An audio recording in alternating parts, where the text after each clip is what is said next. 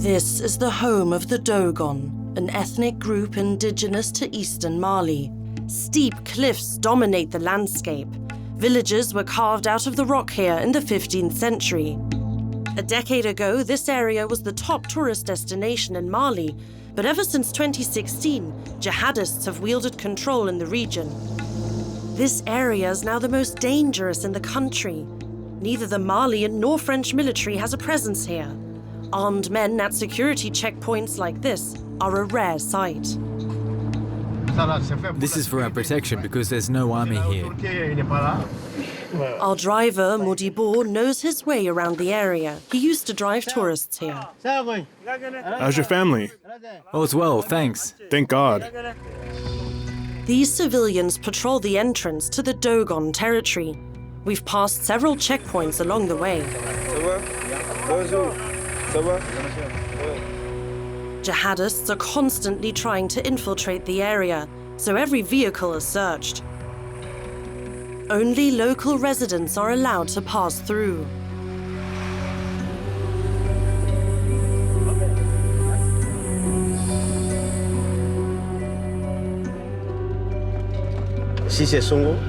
We're now in Songo. There's a training camp for hunters here. They're training right now, here. These men are dressed in the traditional uniform of the dozo, a secretive brotherhood of initiated hunters and warriors. Armed with knives and old hunting rifles, the men are highly respected in the area. They wear amulets believed to have magical powers that make them invisible and even bulletproof.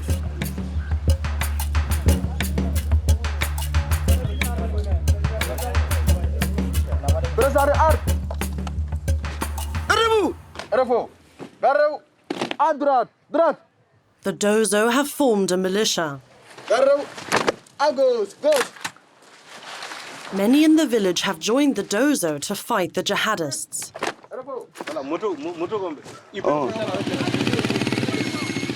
The dozo are part of the most powerful militia in the region, Dan Na Ambassagou, with about 1,000 soldiers.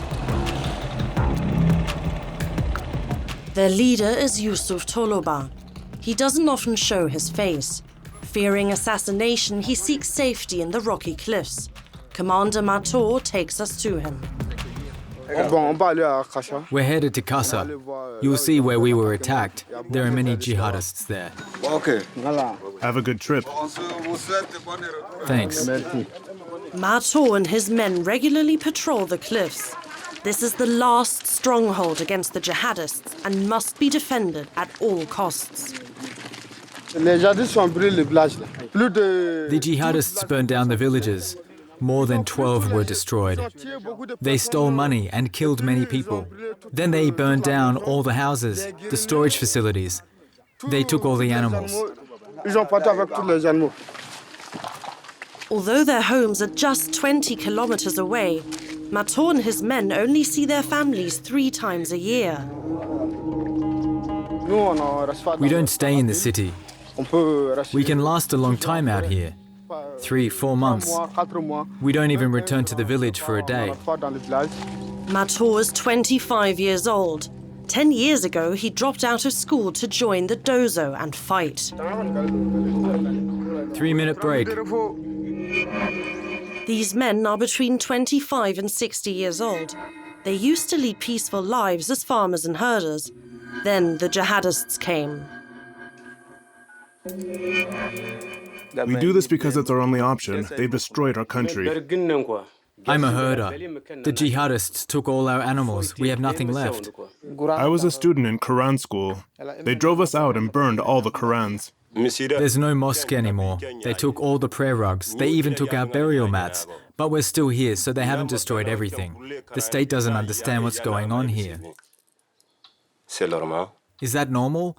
Are we not part of this nation? We, the land of the Dogon? Of course we are. We're at war. No matter what happens, we're in this until the end. We were granted special access to spend a few days with these men. They'll do everything they can to defend the land of the Dogon, this small territory in the Sahel.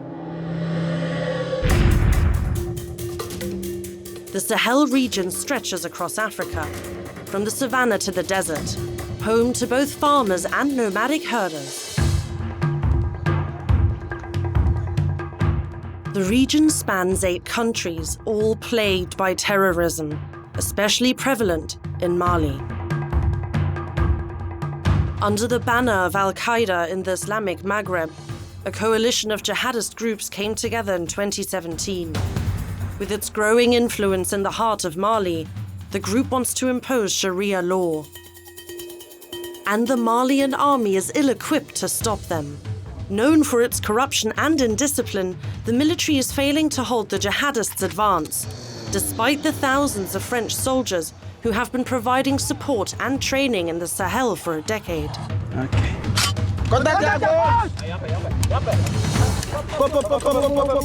Repeated coups have weakened the Malian government and left large parts of the country neglected. The Dogon have formed self-defense groups. But without the presence of state authorities, old tensions between farmers and herders are resurfacing.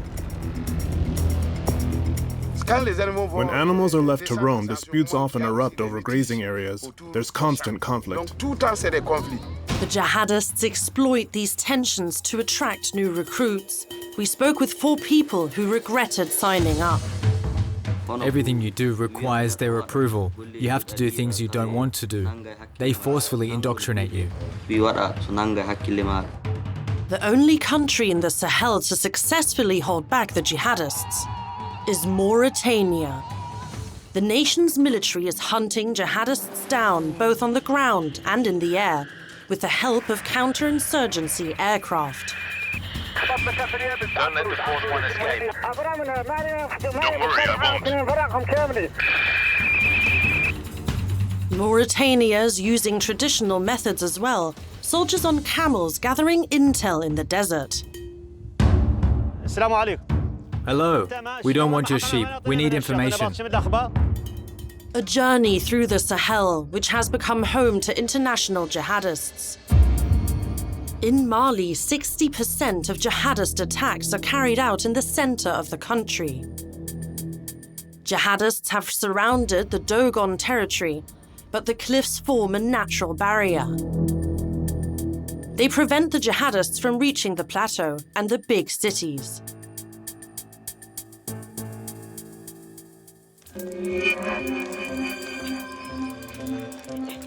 In the cliffs, the Dan Na Ambassagou is the only militia mounting a resistance.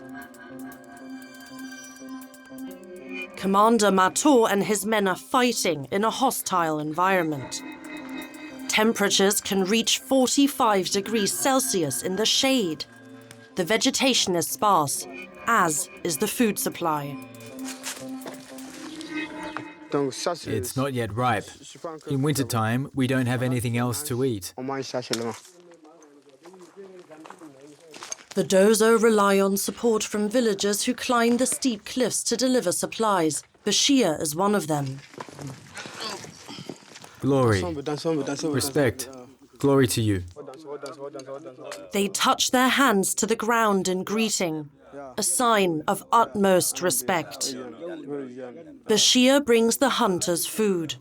He returned to his home region a year ago to support the fighters.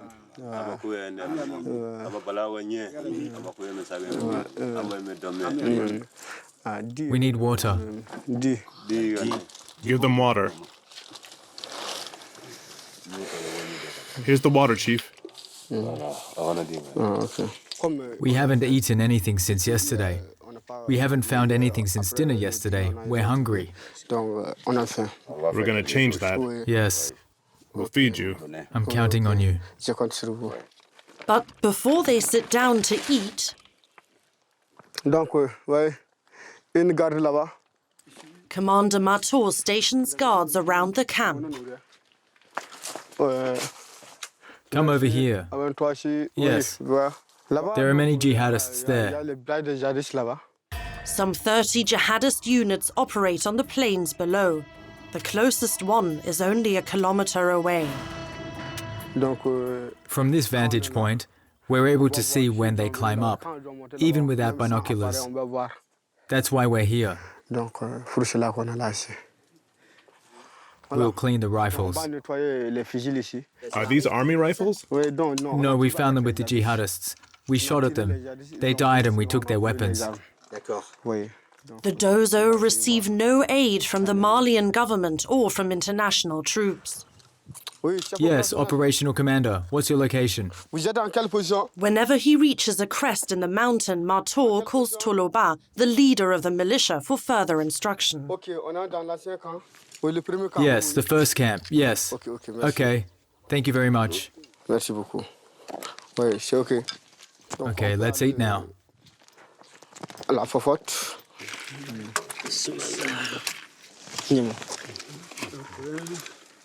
Here, mealtime is holy.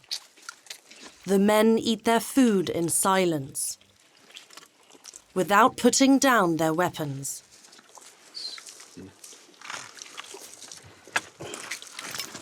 Thank you very much. Let's go. About 50 units like this one patrol the cliffs. One of them is Toloba's. This war leader stays constantly on the move because he's the jihadists' main target. He avoids media attention, but with the urging of an intermediary, he finally agreed to talk to us.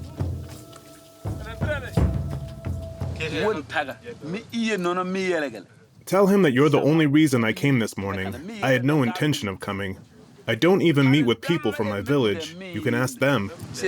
They see me when I pass by, but that's it.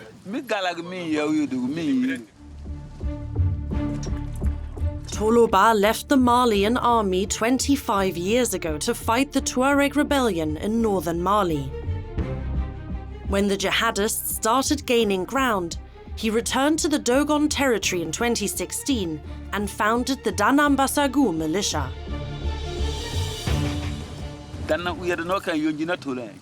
All the hunters you see here are Malians. There aren't any foreigners. The government doesn't give us weapons. We're in our caves, and when jihadists come by, we kill them and take their weapons. The army doesn't help us. France doesn't help us. No one helps us. But the locals are on our side. To this day, Toloba and his hunters have managed to maintain control of the cliffs. But the jihadists have carried out several devastating raids over the years. Since 2016, 12 villages have been pillaged in the commune, Kasa. They burned down everything. The moment they got here, they gathered all they could and burned it. See? What did they burn? Kitchen utensils and motorcycles over there. They took the animals. The jihadists gave the villagers a cruel ultimatum: either comply and pay the Islamic tax, or watch their homes be pillaged. That was all destroyed and then rebuilt. There was millet, everything was decimated. Musa Tolo is the deputy mayor of Kasa. He's helping residents rebuild. There was millet and onion planted here. Everything was destroyed. They stole everything they could and burned the rest. The jihadists want to destroy everything that's at odds with their fundamentalist interpretation of Islam.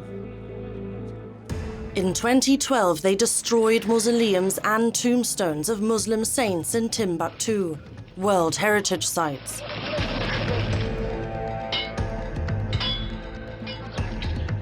They also smashed tribal art, including these statuettes. There are countless such treasures in Mali. Many here believe that natural objects have souls. The cliff is the last line of defense against the jihadists. There are only a few routes that lead to the plateau. Mato and his men risk their lives defending it. You see this? Packaging of the ammunition. And they were eating cookies. Jihadists tried to enter this way 5 months ago. They ate here. And they attacked us. You were up there? Yes, we were up there and they were below. How many? About 100. We had about 24 men. 20 personnes ou 24 comme ça. D'accord. Nous sommes là ici.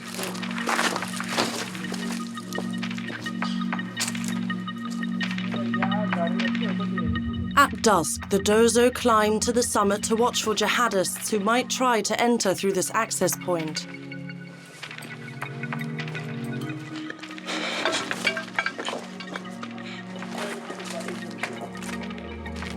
This is where Mato's unit was stationed. The attack stretched on for 6 hours.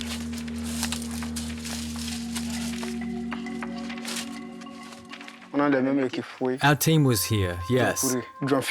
They ran and came with a rocket launcher and many other weapons and ammunition. They have more resources than we do. Anyone from your side injured? There were casualties. There were? Yes, injuries and deaths.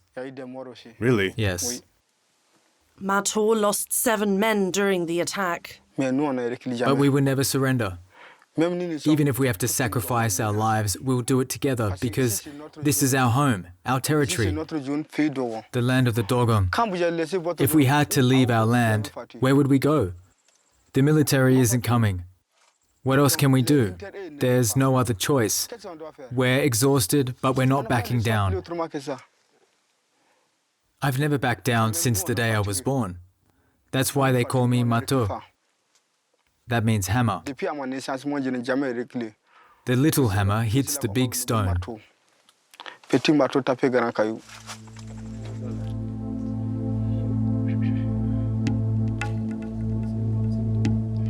The dozo set up camp.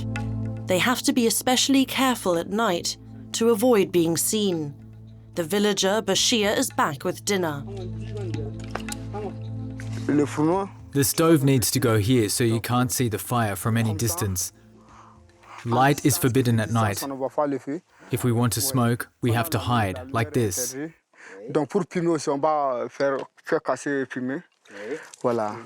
I've got to hurry.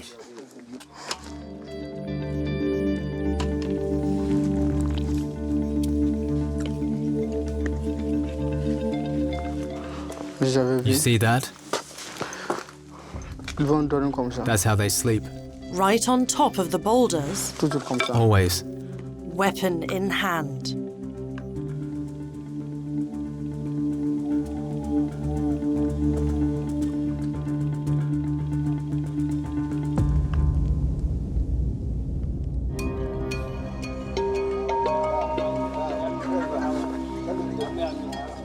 We arrive in Kassa.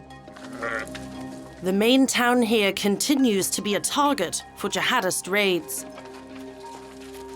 As is customary, the dozo must remove their hunting clothes and magical amulets before entering.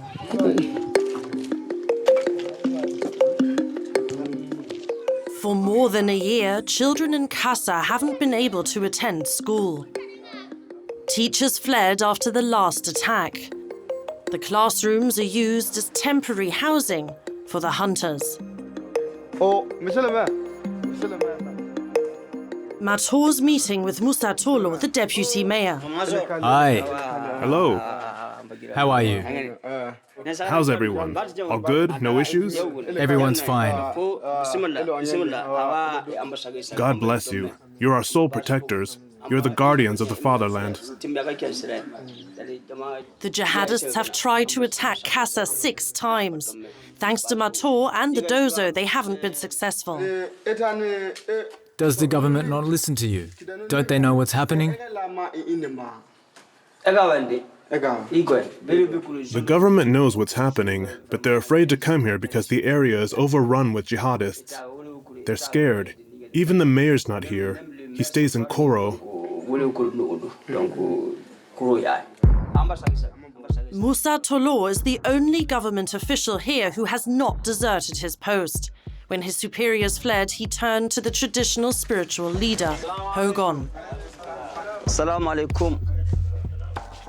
to discuss the community's economic and security problems. They took all the grazing livestock. What do they do with the animals they steal? I have no clue what they do. They probably eat them after they've stolen them or sell them.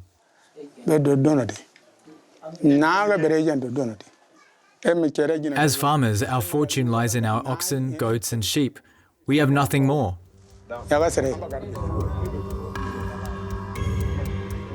An ox costs 6 times the monthly wage of the average Malian. With 68 million cattle, Mali supplies most of the beef in the region, exporting to Senegal, Ivory Coast and Burkina Faso.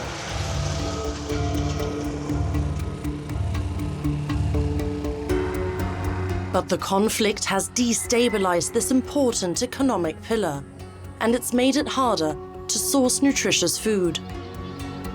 The 25,000 people who live in Dogon's largest town, Bandiagara, have been especially devastated by the scarcity of meat. Butchers at the market don't have much to do.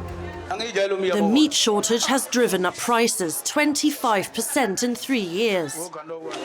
That's 3,000 CFA francs. 3,000 francs. A kilo of red meat costs 3,000 CFA now. That's the equivalent of €4.60 per kilogram. 2 days' pay here.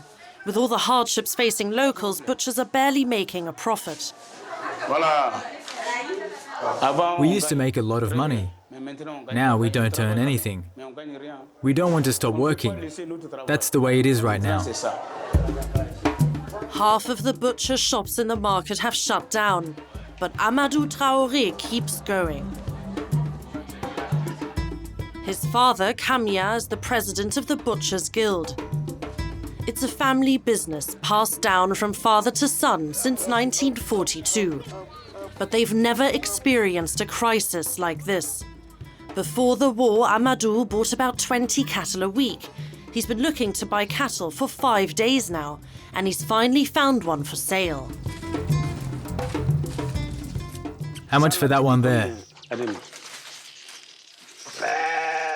390,000. Could you go down a bit? 385,000 is the minimum. A bit lower. I'll do it for 310,000. 315,000. 325, okay? 380,000. The trader isn't budging. He already took on a considerable risk by buying the cattle. He can't afford to sell the animals for a low price. It was also very expensive out where we bought them. If you don't buy them, someone else will. The journey is difficult and risky. Risky? It's extremely risky. There are many dangers along the way. But we go out searching for cattle anyway. There aren't many animals left. They're impossible to find. We only find single cattle now. The other day I drove over 26 kilometers and only found these here. The conflict has to end. That's the only way? It's the only way. We just want peace. Everyone must come to the table and negotiate peacefully. Then things can go back to the way they were. If Amadou Traoré can no longer afford to purchase cattle, he might have to close up shop. He's part of the Fulani ethnic group. Traditionally nomadic herders, they're facing increasing harassment by farmers, jihadists, and the military. Most Fulani are semi-nomadic.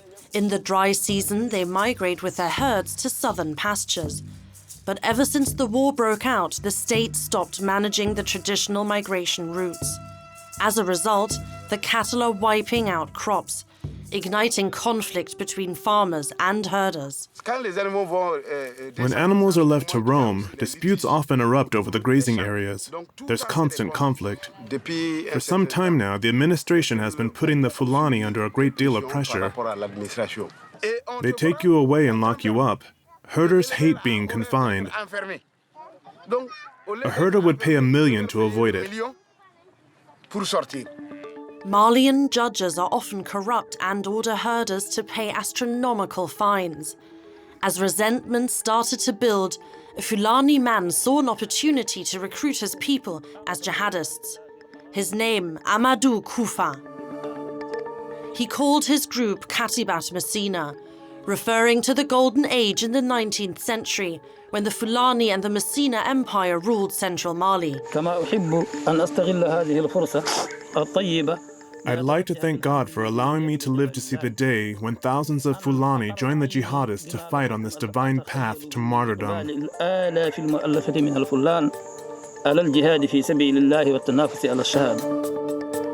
Amadou Koufa started out as a preacher in the 1990s. At the time, audio tapes of his sermons were popular among the Fulani. A fresh stream of recruits allowed Amadou Koufa's group to expand its influence in central Mali. The town of Mopti lies at the junction of the Niger and Bani rivers. It's a strategic place of trade between northern and southern Mali. Since 2019, the river separates Mopti from jihadist-controlled areas. Trade between the two sides continues, although Sharia law is in full force on the other side. Now, when women cross the river, they must wear a black hijab. They face beatings. The punishment for stealing is losing a hand or a foot.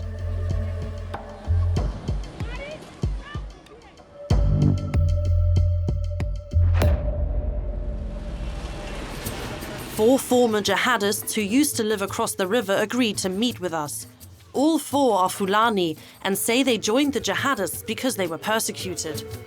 This former herder says his village was invaded by the Malian army and attacked by dozo hunters. They say that all Fulani are jihadists, but that's not true. They attack our villages, killing women, small children, 2- or 3-year-olds who can't defend themselves, and even old women who can't use a gun. Were any of your relatives killed? Yes. Those who sign up to fight must acquire their own weapon and motorcycle. Some spend up to 1,800 euros on gear. They force you to hold your hands like this while praying. Were you asked to convert to Salafism? Yes, I myself and Maliki. They wanted me to convert, but I refused, so I left the group. Malikism has been practiced here for centuries. Unlike Salafism, it advocates a tolerant reading of the Quran. Salafism was brought to Mali in the 1980s by preachers from the Gulf nations. These four men were disappointed the jihadist life wasn't what they'd envisioned, so they returned home to live alongside their former neighbors of various ethnicities. When I returned home, the Dogon were initially scared of me. But after some time, my neighbors were no longer afraid. They now look at me as if I did nothing wrong. They've gotten used to me. The Fulani and the Dogon will always need each other. To cultivate the fields, to build houses, to dig wells. That's what the Dogon do best. Livestock farming is the Fulani's expertise. Hundreds of thousands of Fulani have left central Mali due to persecution, especially by Malian soldiers. Some have found refuge in neighboring countries, including in Mauritania, the most stable state in the Sahel. Some 67,000 people live in the Mbera refugee camp. Most of them are Tuareg who fled jihadists in northern Mali in 2012. The newest arrivals, however, are all Fulani. Like Chief Bergisso, a year ago he fled his village after being threatened by a Malian soldier.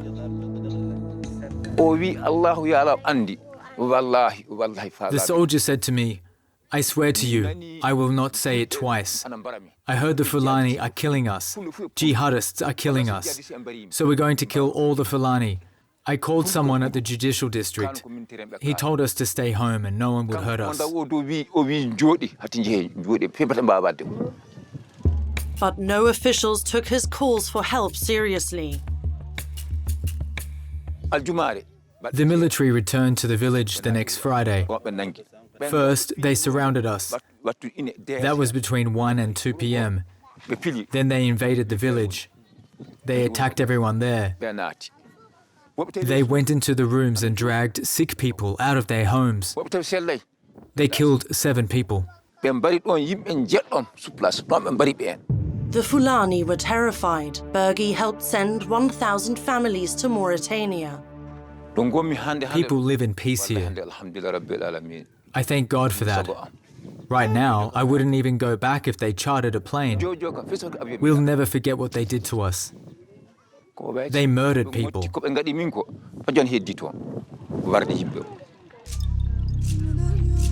Bergi and his fellow villagers will not go back to Mali without a guarantee of safety. In Mauritania, refugees receive food from the United Nations. They can lead some semblance of a normal life. They're allowed to farm land, raise their animals, and even go to school. Caring for the population in order to win them over is part of the Mauritanian government strategy. After a dozen jihadist attacks, Mauritania massively restructured its military. It's now considered the most professional in the region. One of Mauritania's main air bases is in Atar, at the edge of the Sahara Desert. The planes parked on the tarmac seem to be from another age, like this antique from the 1950s. Or these Brazilian-produced fighter planes. They may look rudimentary, but they're perfectly suited for the war here. Colonel Taleb leads this squadron. This is the Super Tucano. This aircraft doubles our range and is powerful. We're also able to attach different types of weapons to it. We have 2 built-in 12.7s, as well as electric machine guns and rocket launchers. We can use 70mm rockets. That's for vehicles. Yes, that's for vehicles. What weapon we choose often depends on the target. One advantage to these fighter planes is they're agile and able to land on uneven runways in the middle of the desert. But first, the Air Force has to pinpoint the enemy's location. That's where this reconnaissance aircraft comes in.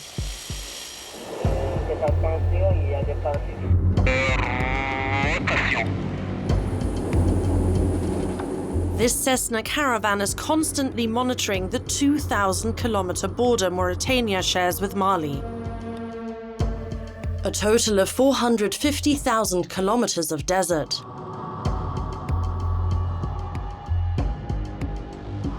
Lieutenant Yusuf operates the sensors. He controls the high-resolution cameras with a range of up to 20 kilometers. The Malian border is lined with terrorists, Al-Qaeda. There are smugglers of every kind, for drugs, weapons, gold, all kinds of things. In their eyes, jihadists and black market traders are closely linked. The country, among the poorest in the world, has spared no expense here. Each surveillance system costs $1 million and makes it possible to search the ground in all conditions. It's foggy on the ground. We use infrared in situations like this. That's based on temperature, not visibility. With the help of the heat sensors, Lieutenant Yusuf can see the imprint of the vehicles in the sand, even several hours after they've traveled a given route. Check that out. Those are tracks from cars. That's impossible to see with the naked eye. That shows there's activity. Look. The desert is not as empty as it seems. Nomads pitch their tents here, and gold panners mine gold, which is abundant in the region. This is one of the trucks that's used for transporting supplies. When he spots weapons, Lieutenant Yusuf alerts the command. High-ranking officers order the raids. Over the past 3 years, Colonel Taleb and the pilots at the Atar base have intercepted 25 pickup trucks from smugglers or jihadists. We obtained exclusive footage from a mission in January 2019. Found them. Okay, aim for the last one before they can see you. Zero in on the last one and strike. On this day, the Mauritanian army destroy 4 jihadist trucks. Hold on, I'll shoot the fourth one. Don't let it escape. Don't worry, I won't.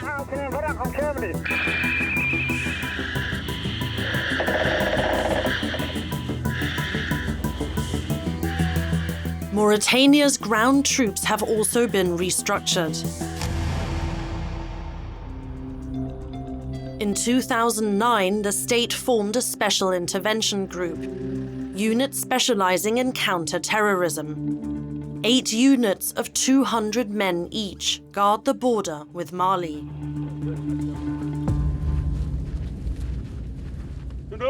Attention! Are you ready to fight? To your posts.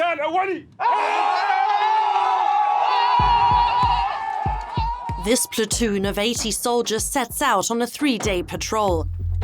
Their trucks are fitted with heavy machine guns.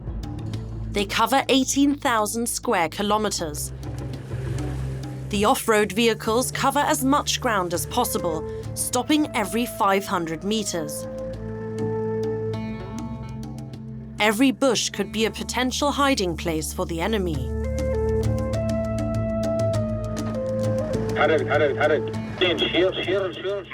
Move. Give your comrade the signal to follow you. Tell him to weave between the trees and move fast.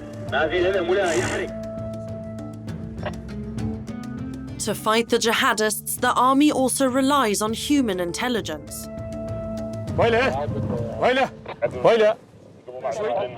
The herders are constantly crossing the savannah, a valuable source of information. Seen anyone new? No one. All well with you? Yes, thank God. Thank God. Okay, you're free to go. Jihadists would not go unnoticed by the nomads. To gain their trust, the military brings them medicine every month. When the military comes to a village, this is how they're greeted. They're given a warm welcome of brotherhood, friendship, and love.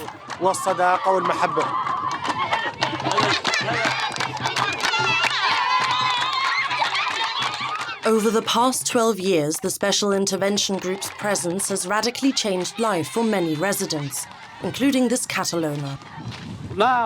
Ever since the army arrived, the animal theft has stopped. Nothing more has been stolen, not even a rooster, and we can sleep at night now. Look, our cows can roam as they please. No more theft.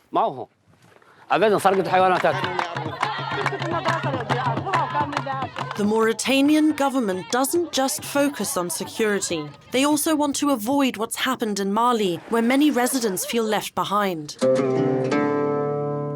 That's why the government in Mauritania started a citizen police force in the most remote parts of the country, where men travel by camel,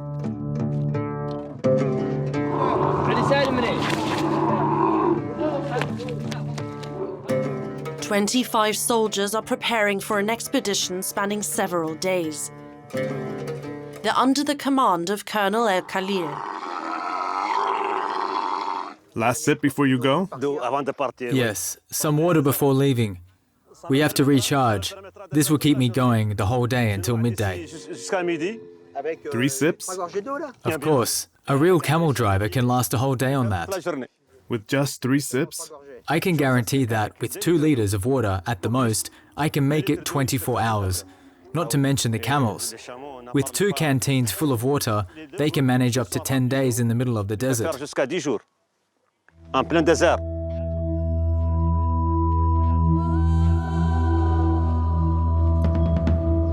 Although camels can cover 65 kilometers in a day and carry 400 kilograms, they're stubborn animals and can be difficult to maneuver.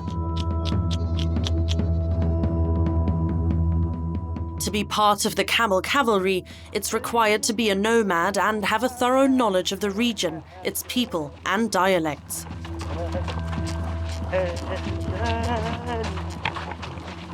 You've been doing this long? Yes. How many years?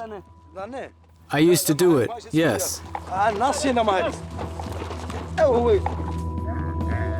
The men's most important job is to form relationships with the locals and listen to their problems. How are you? Where were you coming from? I'm getting water. From where? The drilling well? The biggest concern here is the water supply. Isn't Sahel Gabra closer? I've come from there. There's no water? No. Darn, the water's out. A water shortage can quickly lead to conflict among farmers. The colonel passes on the information. Let's keep moving. Forward. Let's go. This is all part of their mission, just like their intelligence operations. Hello. We don't want your sheep. We need information. The men ask the same questions at every encounter. Is the well working and has there been any suspicious activity? He says everything is normal. Nothing out of the ordinary. All right. You can go. There's no water. No water? No. There's a well up ahead. Further ahead? There's a well in front of there. That's where we'll set up camp. The camel riding unit is responsible for maintaining the wells. In recent years, the Mauritanian government and the European Union have financed the drilling of hundreds of new wells. A policy that's proven effective. Have you ever reported the presence of jihadists?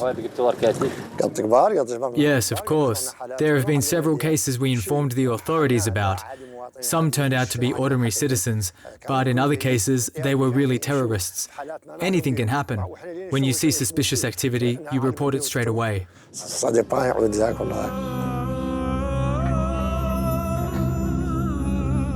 Another benefit of these wells, locals can stay in these desert areas, which might otherwise become a haven for jihadists from Mali.